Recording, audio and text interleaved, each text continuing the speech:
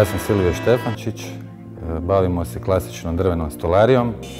Tradicija već postoji 79 godina. Moj pradjed je krenuo 1938. godine u Maksimirskoj ulici i tamo smo bili do 2001. godine i onda smo se preselili ovdje u Sesvete gdje smo u svom prostoru.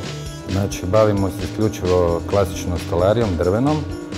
Izrađujemo namještaj po mjeri, kuhinje, ormari, znači sve što god treba. Naši svi zaposlenici su položili majstorske ispite, znači kako sam ja preuzeo obrt od svog oca. On je dalje ovdje i pomaže na neki način sa crtanjem, sa savjetima. U taj svoj rad dajemo se maksimalno. Na taj način su i klijenti zadovoljni.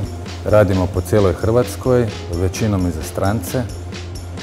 Moj cilj je prenijeti to na nove naraštaje i da se to dalje nastavi u istom tonu.